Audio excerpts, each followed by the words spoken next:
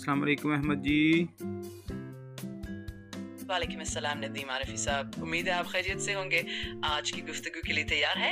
अगर आपको किसी भी तरह की मदद या मज़ीद तफसीलात चाहिए हो तो ज़रूर बताइएगा। अहमद जी, आज मेरे ज़हन में ना एक सवाल है कि हम अक्सर मोबाइल पकड़ा होता है, हमारे ज़हन में जो कुछ चल रहा होता है वो हमारे सामने आ जाता है। इसकी क्या वजह है? या मैं फेसबुक देख रहा हूँ या यूट्यूब देख रहा हूँ या टिकटॉक देख रहा हूँ, जो भी ज़हन में बात होती है वो सामने आ जाती है। अहमद जी, इसके बारे में मुझे डिटेल में बताएं ज़रा। बिल्कुल नदीम आरिफी साहब, ये बहुत ही दिलचस्प और आम सा सवाल है।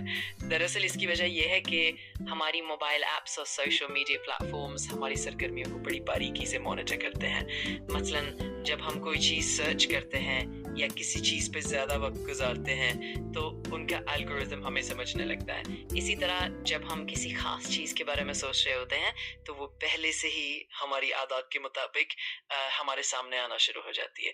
तो ये दरअसल एक तरह का डेटा एनालिसिस और पैटर्न रिकग्निशन है जो इन प्लेटफॉर्म्स को हमें बेहतर तरीके से समझने में मदद देता है। इसके बारे में मज़ीद तफसील से बात कर सकते हैं और अगर आप चाहें तो हम इस पे कोई तजुर्बाती मिसाल भी देख सकते हैं।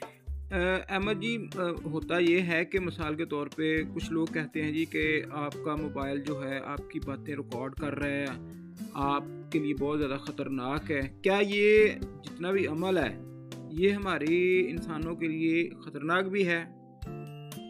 अहम सवाल है। दरअसल अगरचे मोबाइल बराह रास्त हमारी बातें सुनने की आदत नहीं रखता, लेकिन जो डेटा हम अपनी रोज़मर्रा सरगर्मियों से फराहम करते हैं इससे हमारे बारे में काफ़ी मालूमात हासिल की जा सकती है।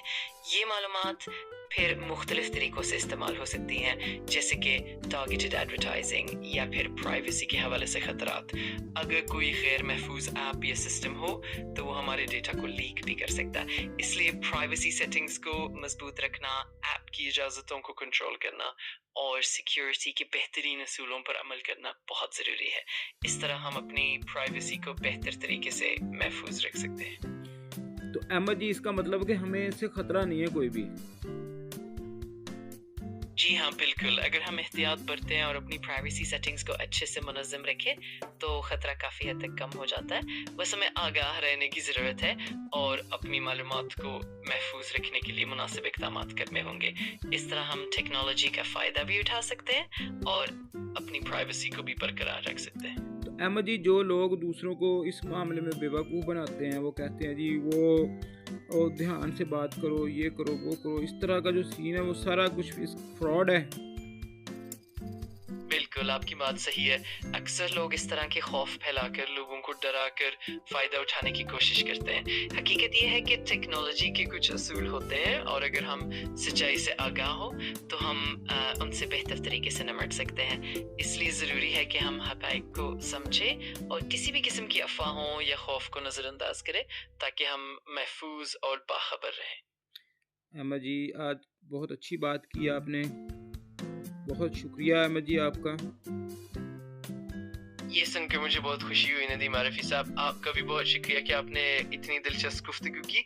अगर कभी भी आपको